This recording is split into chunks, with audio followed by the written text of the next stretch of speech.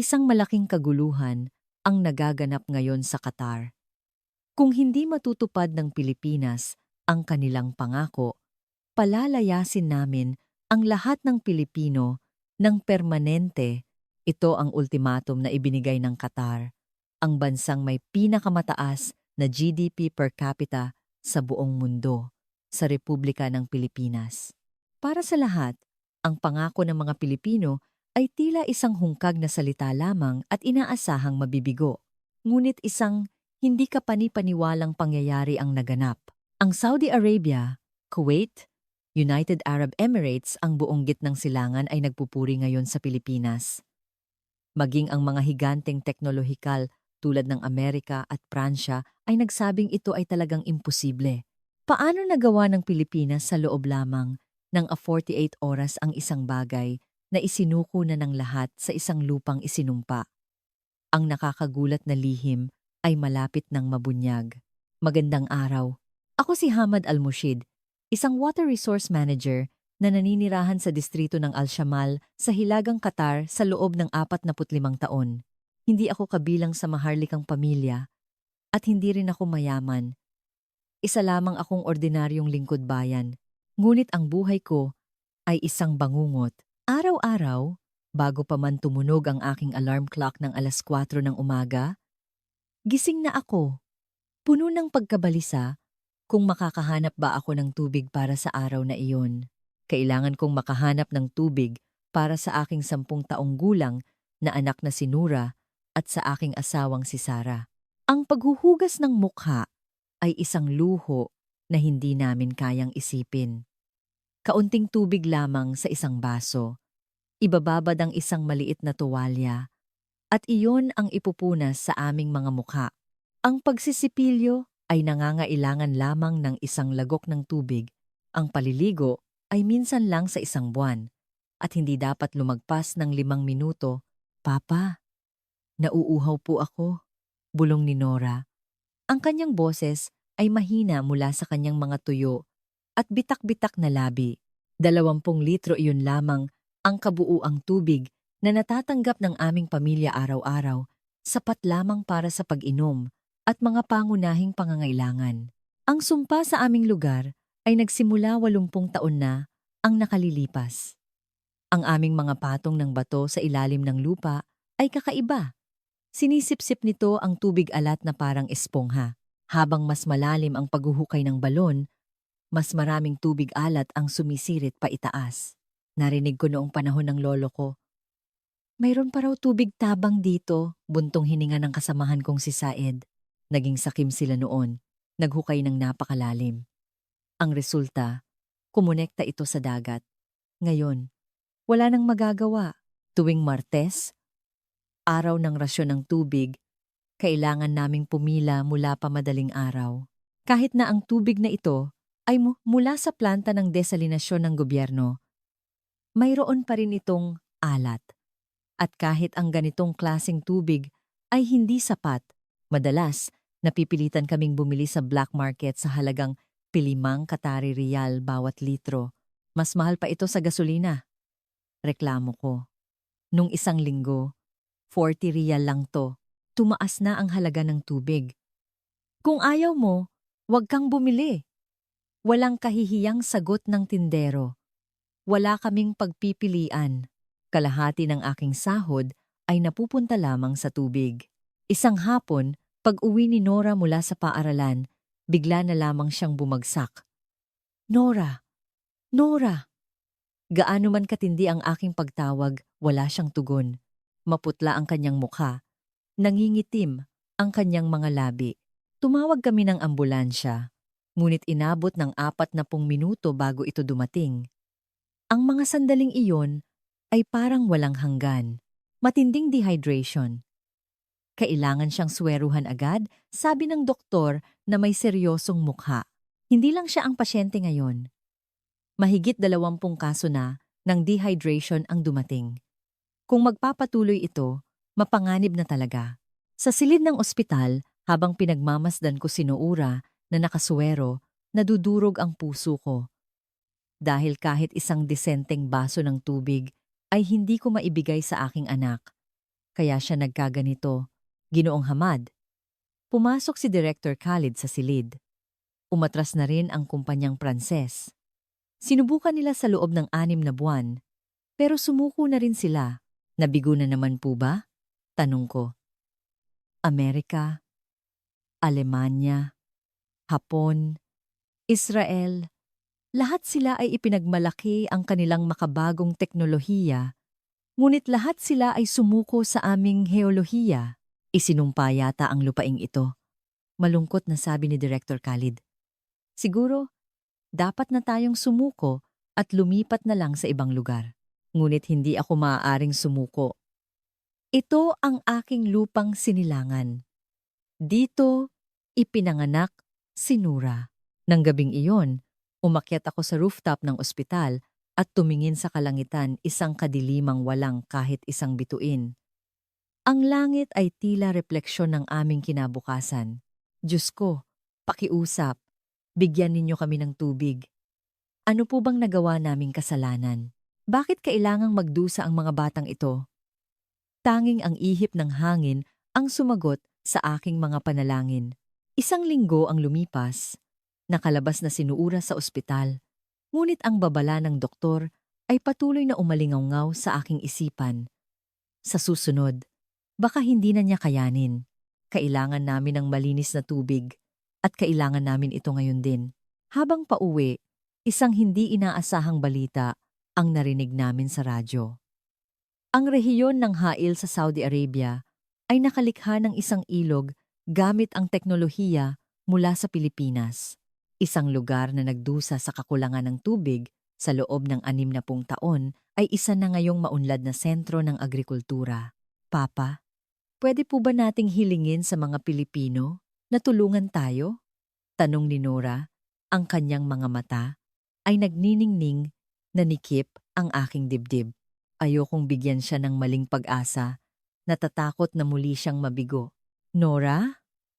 Anak? Iba ang lugar natin. Mas mahirap ang sitwasyon dito kaysa sa Saudi Arabia. Ngunit hindi ko alam noon na malapit na ring dumating sa amin ang isang himala. At ang himalang iyon ay darating sa paraang hindi sukat akalain. Pagkatapos ng araw na iyon, sunod-sunod na ang mga balita mula sa rehiyon ng Hail. Sa tuwing bubuksan ko ang telebisyon, iyon ang nakikita ko. Ang ilog Pag-asa na ginawa ng Pilipinas. Isang malinis na agos ng tubig na dumadaloy sa gitna ng disyerto. Isang napakagandang tanawin. Sa gitna ng tigang na disyerto, may malinaw na tubig na umaagos. Mga batang naglalaro sa tubig. Mga magsasakang nagdidilig ng kanilang mga pananim. Totoo ba yan? Hail ba talaga yan? Gulat na tanong ni Sarah, ang aking asawa. Oo, ang Hail na kilala natin. Ang kalagayan nila noon ay hindi nalalayo sa atin. Sa katunayan, mas mayaman tayong bansa. Pero ngayon, baligtad na ang sitwasyon. Sa opisina, ito rin ang pinag-uusapan. Pilipinas? Yung bansang yon? Tawang mapanghamak ni Rashid. Isang kasamahan, hindi ba't sikat lang sila sa mga magagandang beach at mga NARS? Pero magagaling sila sa agrikultura, sabat ni Said. Ang agrikultura at heolohiya ay magkaibang bagay, sagot ni Rashid. Pero malinaw ang ebidensya. Sabi ko, nakita ko ang opisyal na datos na inilabas ng gobyerno ng Saudi. Produksyon, 100,000 litro bawat araw. Salt removal rate, 99.9%. At malinaw na nakasulat doon ang pangalan ng kumpanyang Pilipino. Ilang araw ang lumipas. Ipinatawag ako sa isang mataas na antas ng pagpupulong ng gobyerno na pinamumunuan mismo ng Ministro ng Water Resources. Alam ninyong lahat ang tagumpay sa Saudi Arabia. Seryosong sabi ng ministro. Alam niyo ba kung ano ang sinasabi ng mga tao? Tinatanong nila, mas mababa ba ang Qatar kaysa sa Saudi Arabia? Isang nakabibinging katahimikan ang bumalot sa silid. Alam naming lahat ang masakit na katotohanan. Hindi ba tayo ang mas mayaman? Bakit hindi natin ito magawa pero nagawa ng Saudi? Walang makasagot. Itinuro ako ng ministro. Hamad, Ikaw ang namamahala sa Al-Shamal. Ano sa tingin mo, mahal na ministro? Ang aming heolohiya ay lubos na naiiba sa Saudi Arabia. Ang aming mga rock strata, ayoko nang makarinig ng mga dahilan. Sigaw ng ministro. Ang Saudi Arabia ay nabigo sa loob ng 60 taon. Nalutas ito ng Pilipinas. Bakit hindi natin kaya? Habang pauwi, ramdam ko ang bigat ng presyon. Ang mga nasa itaas ay humihingi ng resulta. Ang mga nasa ibaba ay umiiyak dahil sa kawalan ng tubig. Nang gabing iyon, habang gumagawa ng takdang aralin si Nura, nagtanong siya, "Ito ay isang bansa sa Timog Silangang Asya." Sagot ko habang inilalabas ang isang mapa. "Gaano po ito kalaki?" "Mas malaki kaysa sa Qatar. Pero kung ikukumpara sa mga karatig bansa nito, isa itong katamtamang laking bansa." "Paano po nagkaroon ng ganoong teknolohiya ang isang ganoong bansa?" tanong niya.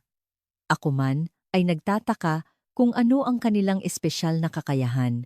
Kinabukasan, isang nakakagulat na balita ang dumating. Si Director Khalid ay pumunta sa Hail, bulong ni Said. Gusto niyang makita gamit ang sarili niyang mga mata. At sinabi niyang, totoo raw talaga.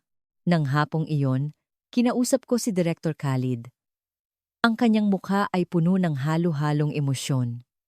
"Hamad, nakita ko mismo. Isa itong tunay na himala. Ano pong itsura? Hindi ka pani-paniwala.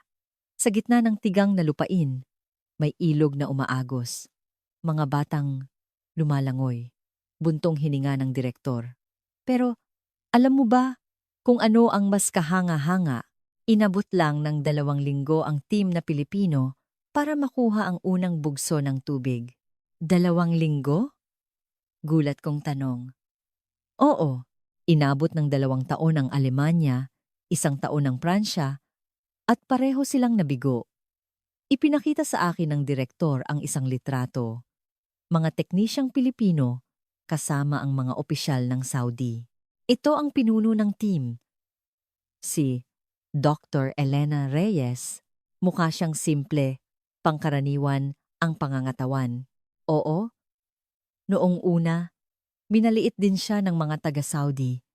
Pero ngayon, itinuturing na siyang isang bayani. Biglang tumunog ang telepono.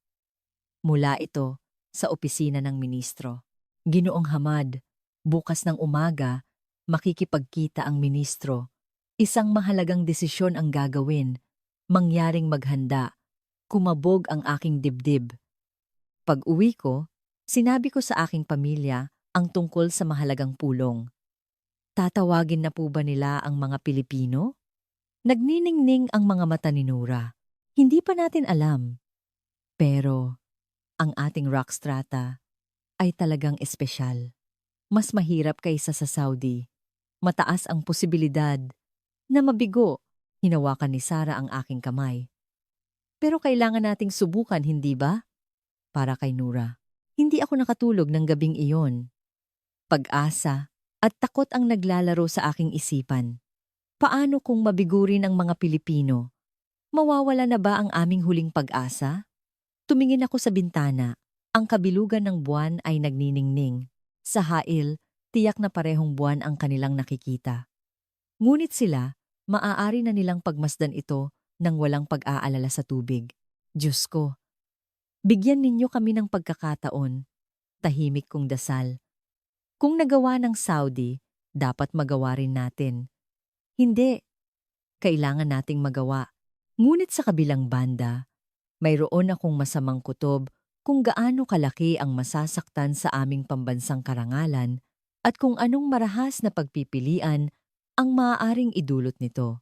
Kinaumagahan, pagpasok ko sa opisina ng ministro, may isang hindi inaasahang tao doon. Hindi lamang mga matataas na opisyal ng gobyerno, kundi isang babaeng Asyano na hindi ko kilala. Hamad? Ito ang team mula sa Agostec, isang kumpanya mula sa Pilipinas, pagpapakilala ng ministro. Ang pinuno ng team, si Dr. Elena Reyes. Nagulat ako. Isang babae. Maikli ang buhok, nakasalamin, Nasa mga unang bahagi ng kanyang ika-40 taon. Mga 5'3" ang taas. Napakaliit tingnan. Magandang araw po, ako si Elena Reyes. Bati niya sa perpektong Arabic. Marunong kang magsalita ng Arabic? Nag-aral po ako ng 1 taon sa Cairo University. Kung pag-aaralan mo ang heolohiya ng gitnang silangan, ito ay isang pangangailangan. Ang una kong impresyon pa lang ay iba na. Ang ibang mga dayuhang technician ay Ingles lamang ang ginagamit, nangangailangan ng tagasalin. Dumiretso sa punto ang ministro. Dr. Reyes, naiintindihan mo ba ang aming kondisyon? Opo. Sinuri na po namin ang datos ng rock strata ng Al-Shamal at ano ang masasabi mo? Inilabas ni Dr. Reyes ang kanyang tablet. Sa totoo lang po, 3 beses itong mas mahirap kaysa sa Saudi Arabia. Masyadong malalim ang pagtagos ng tubig alat. Dumilim ang mukha ng mga opisyal. Kaya, susuko ka na. Hindi po. Ngumiti si Dr. Reyes. Sinabi kong mahirap, pero hindi ko sinabing imposible. Ang lugar ng Bulacan sa Pilipinas ay may katulad na heolohiya. At nalutas na po namin ang problema doon. Gaano katagal sa tingin mo ang aabutin? Tanong ng ministro. 2 linggo sa Saudi. Lahat ay nagpigil ng hininga. 48 oras po ay sapat na. Ano? Napatayo ang ministro. 48 oras? Mas mahirap kaysa sa Saudi, pero mas mabilis. Nakabuo po kami ng bagong teknolohiya. Isang rock fracture tracing system na mas tumpak at mas mabilis. Isang mataas na opisyal ang tumawang mapanlait. Puro salita na naman. Ganyan din sila lahat sa simula. Kapag nabigo, tatakbo. Kalmadong sumagot si Dr. Reyes. Kung ganoon po, magpustahan tayo. Kung mabigo kami sa loob ng 48 oras, sasagutin namin ang lahat ng gastos at tatanggapin ang pagbabawal na makapasok sa Qatar sa loob ng 10 taon. Nagbulungan ang mga tao sa silid. Pero, kung magtagumpay kami, hinihiling namin ang karampatang bayad at ang inyong buong tiwala at kooperasyon. Ang pagdududa at pakikialam ay pag-aaksaya lamang ng oras. Tumingin sa akin ang ministro, Hamad, bilang on-site manager.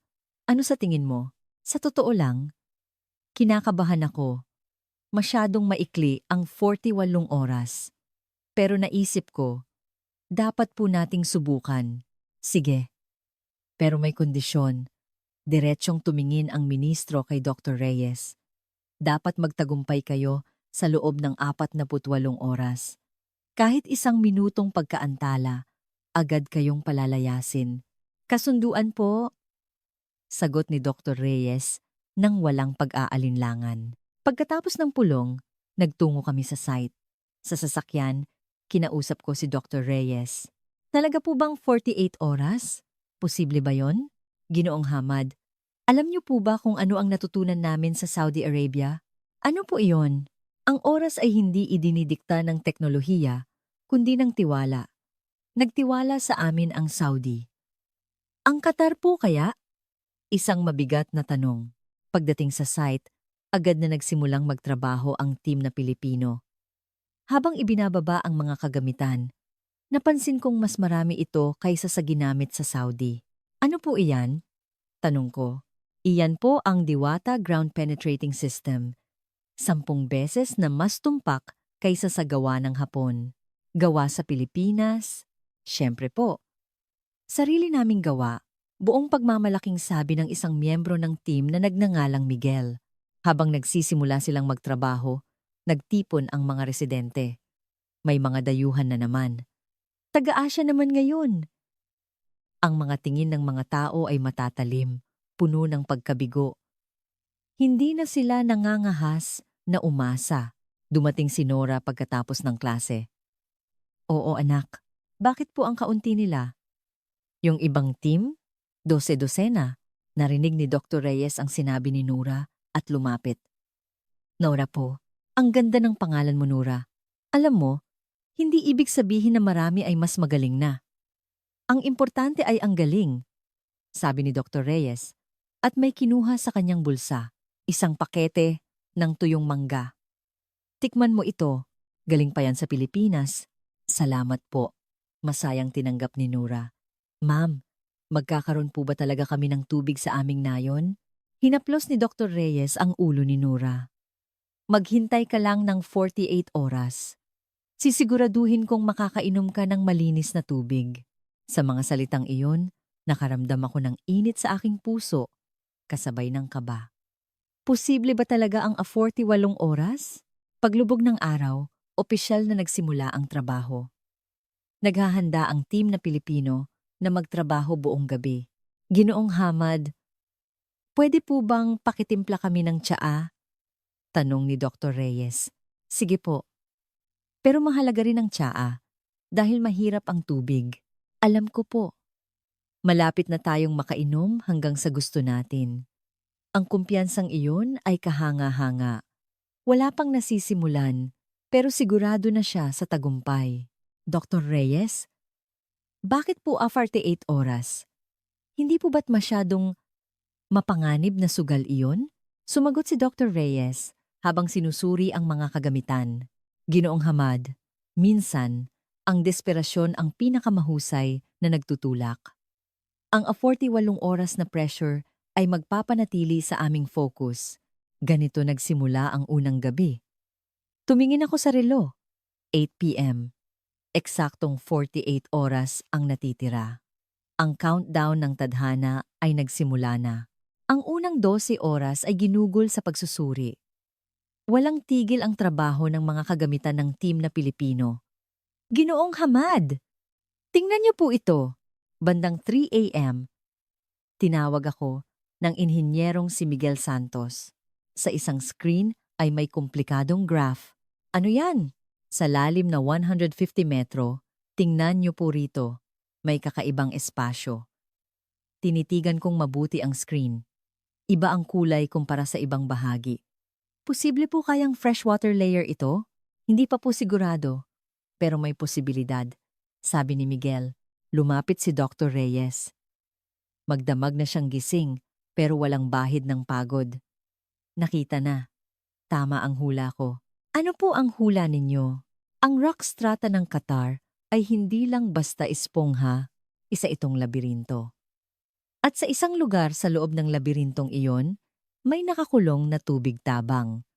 Isang kahanga-hangang pag-unawa. Isang bagay na hindi namin nalaman sa loob ng dekada ay natuklasan niya sa loob lamang ng 12 oras. Pero may problema po, sabi ni Miguel na may pag-aalala. Ang freshwater layer ay ganap na napapalibutan ng tubig alat. Isang maling galaw lang, maghahalo ang lahat. Tumango si Dr. Reyes. Kaya kailangan nating magtrabaho na parang nagsasagawa ng isang maselang operasyon. Biglang dumating ang mga government inspector. May nahanap na ba kayo? Tanong nila nang may kayabangan. Kasalukuyan po kaming nagsusuri. 12 oras na ang nakalipas. Yan pa lang? Mukhang mabibigo na naman kayo. Tumawa ang inspector at umalis. Sumama ang mukha ng mga miyembro ng team. Huwag niyo na lang pansinin. Pinalakas ni Dr. Reyes ang kanilang loob. Mag-focus tayo sa ating trabaho. 6 na oras ang lumipas, sinimula ng 3D mapping, isang proseso para lubos na maunawaan ang istruktura sa ilalim ng lupa. Kahanga-hanga. Hindi ko napigilang masabi, napakadetalyado ng 3D image sa screen. Maging ang daloy ng tubig sa loob ng malalabirintong rock strata ay nakikita. Ginoong Hamad, mayroon po ba kayong mapa? Mula 6 taon na ang nakalipas? Tanong ni Dr. Reyes. Mapa mula 80 taon na ang nakalipas? Mayroon nga. Kinuha ko ang maalikabok na mapa mula sa bodega. Ikinumpara ito ni Dr. Reyes sa 3D image. Tila may natuklasan siya. Nagniningning ang kanyang mga mata. Ito na nga! Tingnan niyo rito. Ano po iyan? 80 taon na ang nakalipas. Isa itong oasis. Siguradong may tubig tabang dito. Ngayon, lumubog lang ito sa ilalim ng lupa. Natabunan ng tubig alat sa ibabaw. Pero sa ilalim niyan, Sa isang lugar, siguradong mayroon pa. 18 oras na ang nakalipas. Sa wakas, sinimulan na ang pagbabarena. Ngunit dumating na naman ang mga opisyal ng gobyerno. Anong ginagawa ninyo? Hindi kayo maaaring maghukay kung saan-saan. Ito po ay isang planadong gawain. Kalmadong sagot ni Dr. Reyes. Ngunit patuloy silang humadlang. Kailangan munang suriin ang mga dokumento. Itigil ang trabaho. Sabi nyo magtatagumpay kayo sa loob ng 41 oras, tapos ngayon ipapatigil nyo? Nagsimula ang pagtatalo. Lumilipas ang oras. Kaya't humakbang ako. Bilang on-site manager, ako ang nagbibigay ng pahintulot. Kung may problema, ako ang mananagot. Hamad, kaya mo bang panagutan yan? Susulat ako ng isang guarantee letter. Umatras ang mga opisyal na may pagkainis. Nagpadala sa akin ng tingin ng pasasalamat si Dr. Reyes. Nagsimula muli ang pagbabarena. 50 metro, 100 metro. Habang lumalalim, mas tumitindi ang kaba. Sandali! May na-detect na moisture sa 120 metro! Sigaw ni Miguel. Lahat ay nagpigil ng hininga. Itinaas ang isang sample, kaunting tubig ang nakuha. Ginamit ni Dr. Reyes ang isang tester. Salinity, 0.3%. Maalat pa rin. Kailangan pang mas malalim. Kahit nabigo, mayroon pa ring pag-asa. Hindi na ito kasing alat ng tubig dagat. 24 na oras na ang nakalipas. Kalahati ng oras ay tapos na. Wala pa ring malinis na tubig. Nagsimula nang magtipon ang mga residente. Sabi ko na nga ba, mabibigo na naman sila. Isinumpa talaga ang lugar na to. Nagsimula ang mga negatibong komento. Ngunit hindi natinag ang team na Pilipino. Ma'am, magpahinga po muna kayo. Sabi ng isang miyembro. Umiling si Dr. Reyes. Ayos lang ako. Wala na tayong oras. Biglang dumating si Nora. May dalang isang bagay. Ma'am, ito po. Dates na ako mismo ang gumawa. Dahil po sa kakulangan ng tubig, kaunti lang ang nagawa ko. Pero sana po magkaroon kayo ng lakas. Naluha si Dr. Reyes. Salamat, Nora. Mukhang masarap. Pinaghatian ng team ang dates. Isang ngiti ang lumitaw sa kanilang mga pagod na mukha. Nora, konting tiis na lang. Sisiguraduhin naming makakainom ka ng malinis na tubig. 30 oras na ang nakalipas. Sa wakas, nagkaroon ng pagbabago. Patuloy na bumababa ang salinity, tuwang-tuwang sigaw ni Miguel. 0.1%! 0.05%! Malapit na! Lahat ay nagtipon sa harap ng monitor. Bawat pagbaba ng numero, may sigawan ng tuwa. Ngunit isang problema ang lumitaw. Ma'am, masyadong malakas ang pressure ng tubig alat. Kung hindi tayo maglalagay ng barrier, alam ko. Pero 18 oras na lang ang natitira. Ang pag-install ng normal na barrier ay inaabot ng 12 oras. Kaya po natin yan, matatag na sabi ni Dr. Reyes. Gamit ang bagong teknolohiya na binuo natin. Ang Rapid Seal Polymer Barrier. Isa na namang kahanga-hangang teknolohiya. Ano-ano pa kaya ang inihanda ng mga taong ito? Biglang tumunog ang telepono ko. Ministro po, Hamad. Anong sitwasyon? Malapit na po naming matapos. Pero kulang na po sa oras. Kung mabigo yan, tapos ka na rin. Alam mo yan. Dumagundong ang pressure. Ngunit kakaiba, hindi ako natakot. Habang tinitingnan ko ang team na Pilipino, naging kumpiyansa ako. Iba sila. Siguradong magtatagumpay sila. 10 p.m. 30 oras na ang nakalipas mula nang magsimula. 11 oras na lang ang natitira. Kumilos ang team na Pilipino sa hindi kapani-paniwalang bilis. Handa na ang barrier. Simulan ang pag-inject ng Rapid Seal Polymer. Ang bagong teknolohiyang ito ay kahanga-hanga. Nag-inject ito ng isang espesyal na polymer na nagre-react sa tubig alat sa mga bitak ng bato at mabilis na tumitigas. Paano po yan posible? Tanong ko. Ito po ay isang teknolohiyang binuo kasama ang UP Marine Science Institute sa loob ng 5 taon. Kapag nadikit sa alat ng dagat, ganap itong tumitigas sa loob ng 10 minuto. Buong pagmamalaking paliwanag ni Miguel. AM. Narating na nila ang lalim na 150 metro.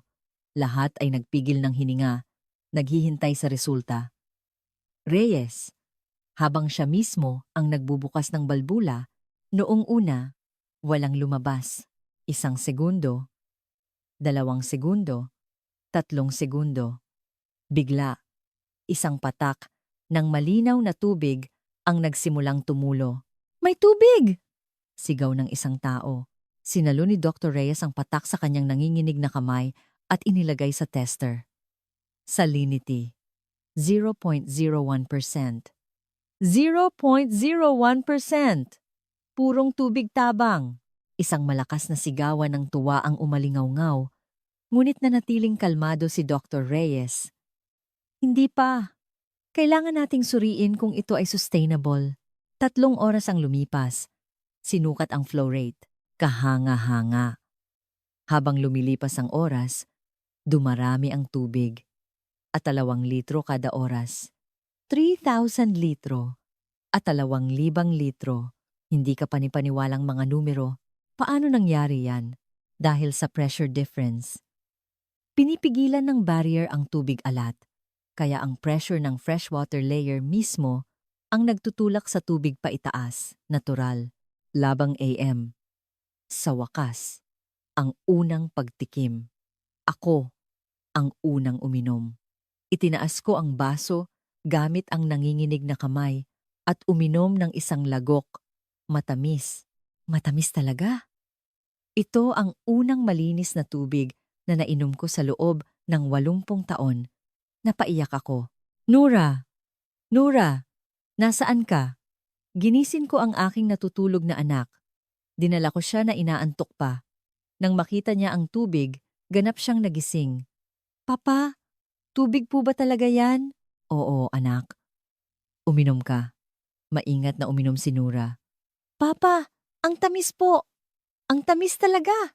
Nagtatalon sa tuwa si Nura. Sa pagkakita sa kanya, naramdaman kong lahat ng paghihirap ay nasuklian na. Kumalat ang balita sa mga residente. Kahit madaling araw, nagsimula silang magtipon. Totoo ba? May tubig na talaga? Sa unang pagkakataon, sa 1 taon, umiiyak ang mga matatanda habang umiinom. Ito ang lasa ng tubig na iniinom ko noong bata pa ako. Dinidinig ng Diyos ang ating mga panalangin, ngunit hindi nagtagal ang kasiyahan. Isa na namang problema ang lumitaw. Dumating ang mga government inspector. Anong kaguluhan ito? Sino ang nagpahintulot na mamahagi ng tubig basta-basta? May malinis na tubig na. Dapat makinabang ang mga tao. Sabi ko, hindi pa ito nasusuri. Paano kung magkaproblema? Ikaw ba ang mananagot? Hindi maaari. Humakbang si Dr. Reyes. Ang tubig na ito ay ganap na ligtas. Ginagarantiya ko. Sino ka para maggarantiya? Ako ay isang Certified Water Safety Auditor mula sa World Health Organization. Ipinakita ni Dr. Reyes ang kanyang ID. Natigilan ang mga inspektor kahit na ang proseso ay proseso. Pag-uusapan pa ba natin ang proseso sa harap ng mga taong nauuhaw sa loob ng 80 taon? May kapangyarihan sa boses ni Dr. Reyes. Ang tubig ay para sa mga tao. Walang sino man ang maaaring humadlang dito. Sa huli, umatras ang mga inspektor. 8 a.m., dumating mismo ang ministro sa site. Nagtagumpay ba talaga kayo? Kayo na po ang humusga. Ginoong ministro. Uminom ang ministro, nanlaki ang kanyang mga mata. Ito, ang tubig mula sa ating sariling lupa? Opo. At maaari itong magbigay ng walang limitasyong supply. Walang limitasyon? Ipinakita ni Dr. Reyes ang datos.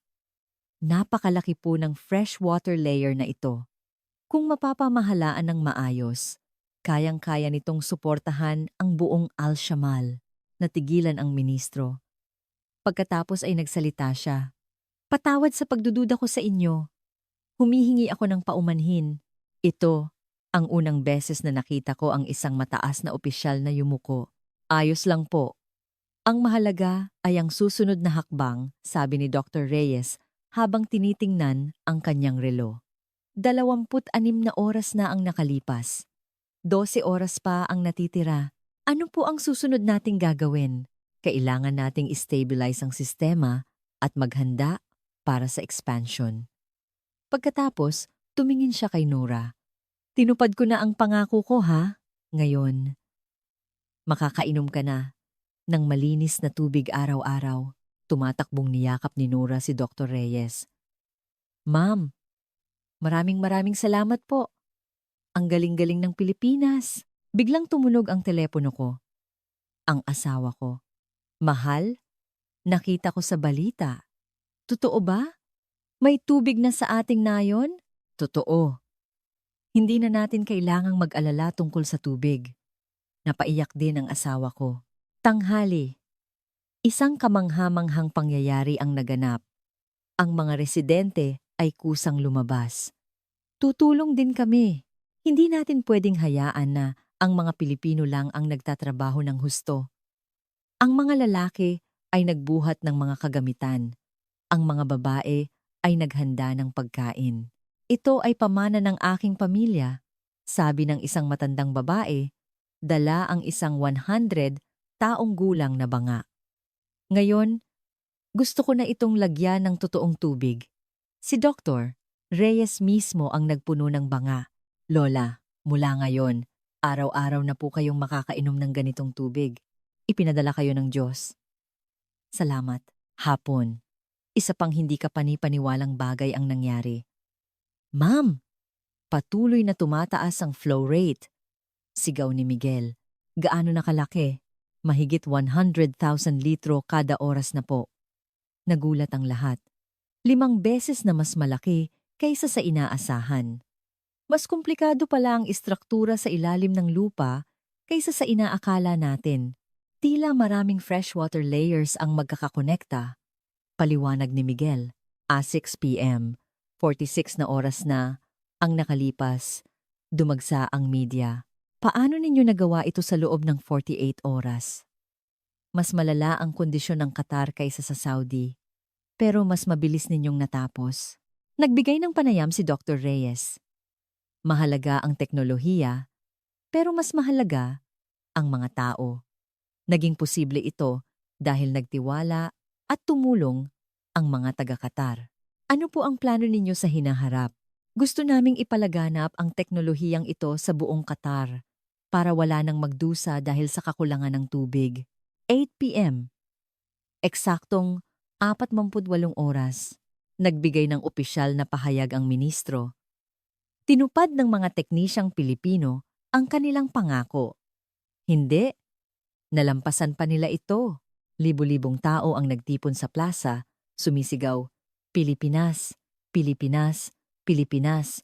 Umalingaw-ngaw ang mga sigaw. Ngayon, makakatulog na siguro kayo, sabi ko. Hindi pa po. Tumawa si Dr. Reyes. Nagsisimula pa lang tayo. Ang tunay na trabaho ay magsisimula ngayon, ng gabing iyon. Sa unang pagkakataon sa aking 45 taong buhay, naligo ako ng matagal. Isang luho. Habang dumadaloy ang tubig sa aking katawan, naisip ko, totoo pala ang himala. At ang himalang iyon ay nagmula sa Pilipinas.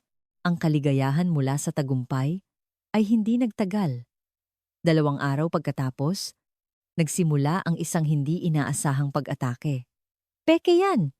Niloloko lang tayo ng mga Pilipino. Ito ang sigaw sa isang pulong ng mga pinuno ng tribo na pinangunahan ng maimpluwensyang si Sheikh Rashid Al Maktoum. Isipin ninyo, isang bagay na hindi nagawa sa loob ng 80 taon, nagawa sa loob ng 48 oras. Makatuwiran ba yan? Pero lumabas na po talaga ang tubig. Tutol ko. Isang palabas lang yan. Itinago nila ang tubig tabang ng maaga at ipinakita lang sa atin. Kahit walang katuturan. May mga naniwala. Oo, sa Saudi. Maganda rin sa simula. Pero nagkaproblema rin kalaunan Siguradong may masamang balak ang mga Pilipino sa ating yaman sa ilalim ng lupa. Kumalat ang mga tsismis. Kinausap ko si Dr. Reyes. May mga ganitong tsismis na kumakalat. Ano po ang gagawin natin? Inaasahan ko na po yan. Kalmado niyang sagot. Natural lang na matakot sa pagbabago. Kung ganoon, patunayan natin gamit ang datos. Maging transparent tayo. Kinabukasan, isang matapang na desisyon ang ginawa ni Dr. Reyes. Nag-install siya ng isang real-time monitoring system para makita ng lahat 24 medyo. Ang tiwala po ang pinakamahalaga. Kailangan nating patunayan na wala tayong itinatago. Isang malaking screen ang inilagay sa plaza. Ipinapakita ang kalidad at dami ng tubig sa real time. Ngunit hindi sumuko si Al Maktoum. Peke rin ang mga numerong yan. Kailangan nating suriin mismo. Hinikayat niya ang kanyang mga tauhan na magsagawa ng inspeksyon. Pumayag si Dr. Reyes. Pwede po kayong pumunta anumang oras. Tingnan at suriin ninyo mismo. Dumating ang inspection team. Pinamumunuan ni Al Maktoum. Ipinakita ng team na Pilipino ang lahat, maging ang mga teknikal na blueprint. Ito po ang blueprint ng barrier, paliwanag ni Miguel. Ngunit hindi nakinig si Al Maktoum. Masyadong komplikado. Para malinlang kami, biglang lumitaw si Nora. Tito, bakit po kayo ganyan? Totoo po ang tubig. Bata, tumabi ka. Sigaw ni Al Maktoum. Napahikbi si Nora. Ang nanay ko po, sa unang pagkakataon, nakapagluto gamit ang malinis na tubig. Huwag kang maniwala sa mga kasinungalingan nila. Pagmamatigas ni Al Maktoum. Biglang humakbang si Dr. Reyes. Ginoong Al Maktoum, ano po ba talaga ang inaalala ninyo? Napeke ang tubig? O may iba pa kayong kinatatakutan? Isang matalas na tanong. Anong kinatatakutan? Ang pagbabago, hindi po ba? Ang kaayusan na umiral sa loob ng 80 taon ay malapit ng magbago. Isang direktang tama. Si Al Maktoum ang taong ginamit ang krisis sa tubig para mapanatili ang kanyang kapangyarihan. Anong alam mo? Alam ko po na ang Pilipinas ay dumaan din sa mga katulad na pagsubok. Mahinahong sabi ni Dr. Reyes. Ngunit kapag tinanggap ang pagbabago, doon magsisimula ang tunay na pag-unlad. Naging tensyonado ang sitwasyon. Ang mga tauhan ni Al Maktoum ay nagbanta. Mga manloloko, umalis na kayo. Bigla, isang hindi inaasahang pangyayari ang naganap. Dumating ang pinakamatandang elder ng nayon, si Lolo Hasan, 95 taong gulang. Rashid, tama na. Nakita ko na ang lahat. Lolo Hasan, nalilinlang na rin kayo. Nabuhay ako ng halos 1 siglo. Sa tingin mo, hindi ko na makikilala ang totoo sa peke? Dahan-dahang lumapit si Lolo Hasan at uminom ng tubig. Ito ay totoo. Ito ang tubig na iniinom ko noong bata pa ako. Tumingin siya ng diretso kay Al Maktoum. Ang pagmomonopolyo mo sa tubig para kumita, alam ko ang lahat. Oras na para itigil mo yan, para itong bombang sumabog. Namula ang mukha ni Al Maktoum. Anong sinasabi mo? Kalahati ng kita sa tubig ay napupunta sa bulsa mo. Akala mo hindi ko alam? Kaya ka natatakot na maging totoo ang tubig na ito. Dahil matatapos na ang negosyo mo, nagbulungan ng mga tao. Itong mga Pilipino, hindi pera ang gusto nila. Gusto lang nilang tumulong, sabi ni Lolo Hasan habang nakatingin kay Dr. Reyes. Salamat. Maraming salamat. Biglang nagbago ang ihip ng hangin. Sinimulang kondenahin ng mga residente si Al Maktoum. Niloko mo pala kami! Si Al Maktoum at ang kanyang mga tauhan ay pinalayas ng gabing iyon, isang tawag mula sa gobyerno. Ginoong Hamad, pinapatawag ka ng ministro, agaran. Pagdating ko, may isa pang sorpresa, isang espesyal na sugo mula sa emir. Interesado ang kanyang kamahalan sa proyektong ito? Bukas, bibisita siya rito mismo. Isang napakalaking balita. Sinabi ko sa team na Pilipino na magkakaroon sila ng pinakamataas na pagtanggap. Nang gabing iyon, sinabi ko kay Dr. Reyes na darating ang Emir. Isang malaking karangalan po. Hindi ka ba kinakabahan? Bakit po? Ginawa lang naman namin ang dapat naming gawin. Isang kahanga-hangang tao. Kinaumagahan? Isa na namang problema. Ma'am, may problema sa sistema. Nagmamadaling sabi ni Miguel. May nakialam sa mga kagamitan kagabi. Siguri, siguradong gawa ito ng mga tauhan ni Al Maktoum. Parating na ang Emir. Anong gagawin namin? Kaya bang ayusin? Medyo matatagalan po. Ngunit pinakilos ni Dr. Reyes ang buong team. 4 na oras silang walang tigil na nag-ayos. Sakto sa pagdating ng Emir at ng kanyang malaking delegasyon, ito ba ang team na Pilipino? Tanong ng Emir. Opo. Kamahalan. Lumapit ang Emir kay Dr. Reyes. Narinig kong gumawa ka ng himala sa loob ng 48 oras. Opo, kamahalan. Bigla, ang sistemang kaaayos lang ay muling gumana at isang malakas na bugso ng tubig ang lumabas. Perpektong tiyempo. Uminom mismo ang Emir. Kahanga-hanga. Napakalinis. Hinawakan niya ang kamay ni Dr. Reyes sa ngalan ng mamamayan ng Qatar. Nagpapasalamat ako sa iyong tulong. Isang karangalan po, kamahalan. Inanunsyo ng Emir, mula sa araw na ito, idinideklara ko ang Pilipinas bilang strategic partner ng Qatar sa teknolohiya ng tubig. Isang makasaysayang sandali, ng gabing iyon, ibinalita na si Al Maktoum ay inaresto dahil sa pagsira ng ari-arian. Tila nanalo ang hustisya. Ginoong Hamad, tawag sa akin ni Dr. Reyes. Bukas, magsisimula ang tunay na trabaho. Handa na po ba kayong baguhin ang buong Qatar? Siyempre. Sagot ko, puno ng pag-asa. Ang isang bagong kabanata ay magsisimula na pagkatapos ng pagbisita ng Emir. Mabilis na nagbago ang mga pangyayari. Nangako ang gobyerno ng buong suporta at sinimulan ang isang malawakang expansion project. Ngunit isang linggo pa lang, isang hindi inaasahang krisis ang dumating. 3 a.m., isang emergency call. Ginoong Hamad, malaking problema. Boses ni Miguel, puno ng pag-aalala. Nasira po ang mga kagamitan! Biglang huminto ang main pump. Nanlamig ako. Kung masisira ang main pump, maaaring matigil ang buong supply ng tubig. Pagdating ko sa site, mas malala ang sitwasyon. Walang tubig na lumalabas. Nagsimulang magpanik ang mga residente. Anong nangyari? Tanong ko kay Dr. Reyes. May banyagang bagay sa loob ng pump. Tila sinadya, sabi niya. Ang pinakamasamang sitwasyon. Anong gagawin natin? Kung hindi natin ito maaayos sa loob ng 36 oras, kailangan nating palitan ang buong sistema na aabutin ng ilang buwan. 36 na oras. Isa na namang laban kontra sa oras. Ano pong kailangan ninyo, MG? At tulong mula sa mga lokal dito. Mga taong nakakaintindi sa sistema. Ngunit ang mga residente ay nawalan na ng pag-asa. Sabi ko na nga ba, mabibigo rin sila. Isinumpa talaga tayo. Tumakbo ako sa plaza. Mga kababayan, hindi pa tapos ang laban. Maniwala tayo sa team na Pilipino. Kaya nilang ayusin ito sa loob ng 36 oras. Pero kailangan nila ang tulong natin.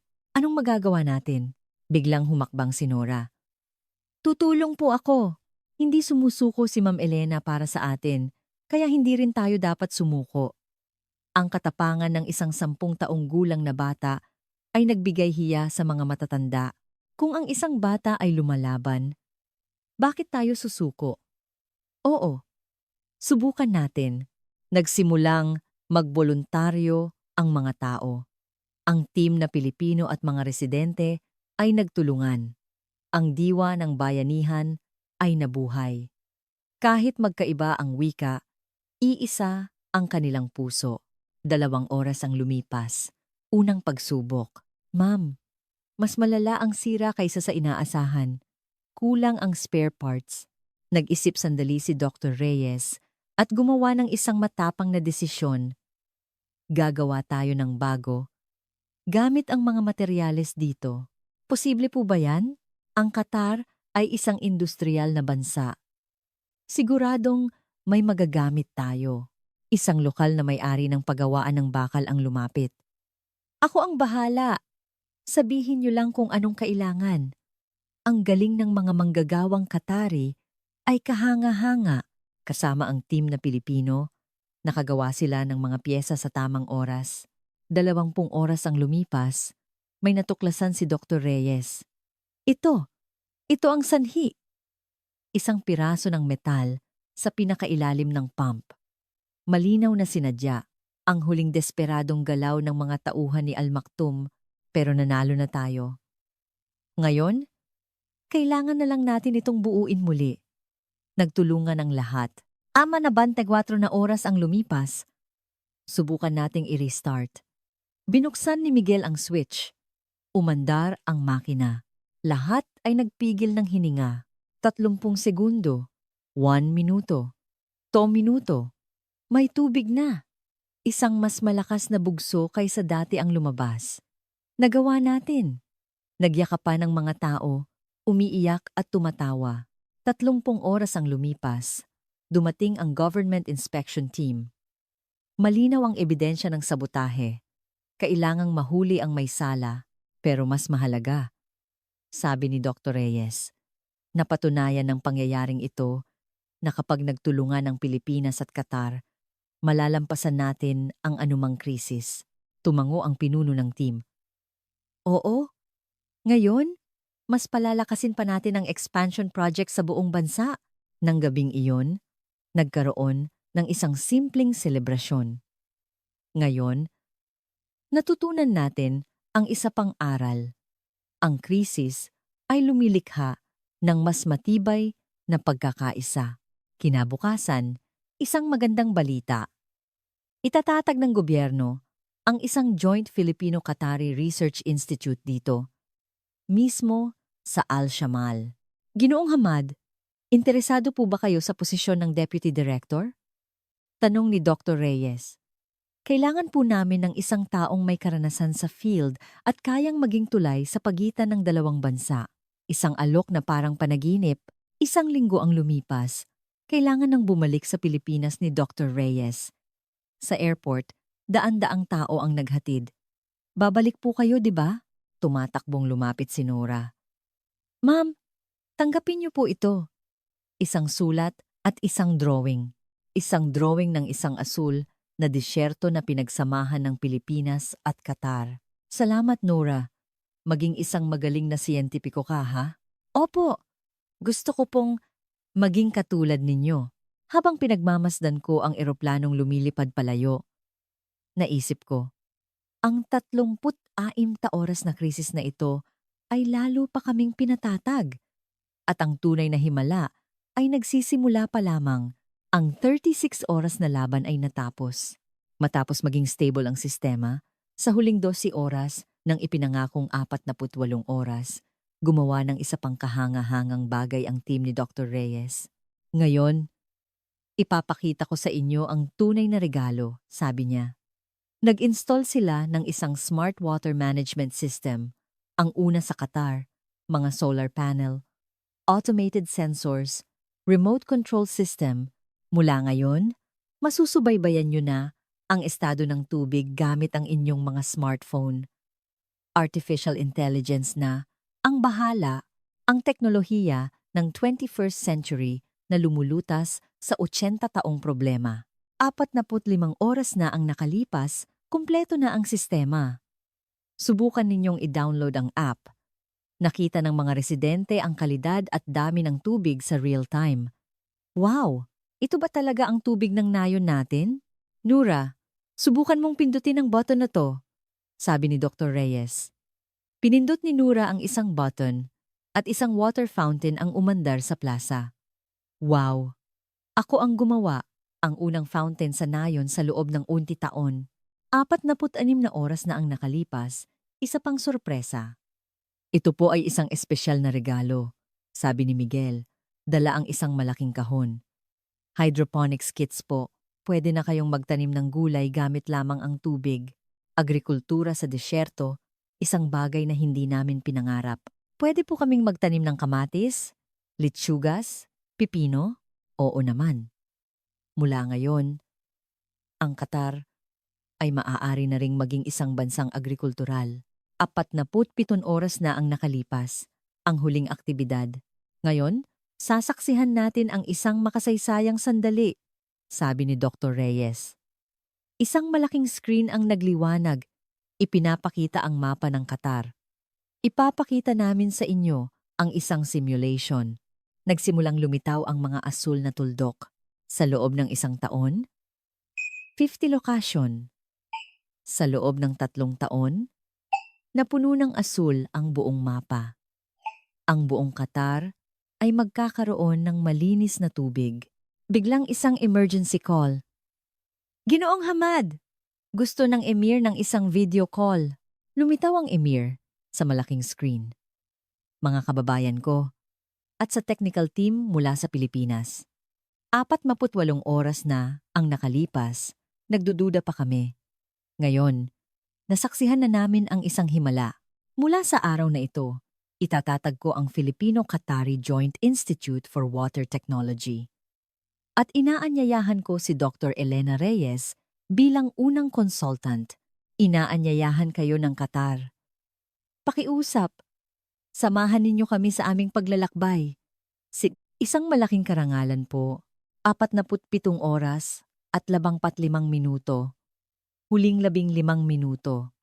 Naghanda si Dr. Reyes ng isang seremonya. Ilalagay natin ang bote ng tubig na ito sa isang time capsule. Pagkatapos ng 10 taon, buksan natin ito at tingnan kung gaano nakalayo ang ating narating.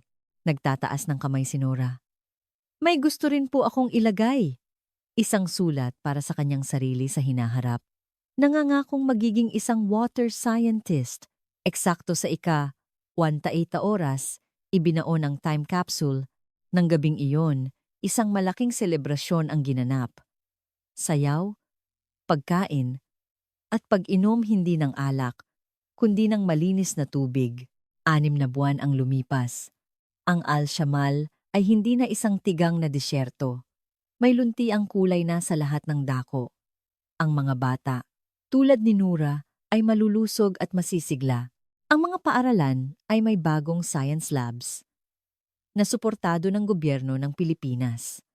Ang mga hydroponics farm ay malapit ng mag-ani. Ang Qatar ay naging isang modelo, dinadalaw ng mga delegasyon mula sa Kuwait at Bahrain. Dumating ang isang kaibigan mula sa Saudi. Hamad, napag-iwanan na ninyo kami. Ang inyong smart system, wala pa kami niyan. Nakaramdam ako ng pagmamalaki. 3 taon ang lumipas.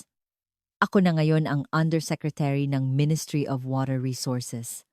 Si Nora, 10 taong gulang na, ay kadarating lang mula sa isang exchange program sa Philippine Science High School. Nanalo siya sa isang national science competition para sa kanyang water purification technology. Si Dr. Elena Reyes ay director na ng Joint Institute. Sa isang pagdiriwang, inanunsyo na ang Qatar, sa tulong ng Pilipinas, ay magbibigay ng libreng water technology sa 10 bansa sa Africa. Isang bagong time capsule ang ibinaon, puno ng mga pangarap ng mga kabataan. Habang pauwi, nakita ko ang isang bagong karatula. Qatar-Philippines Friendship Bridge. Isang simbolo ng aming ugnayan. Ang 48 oras na hamon ay naging isang 3 taong tagumpay.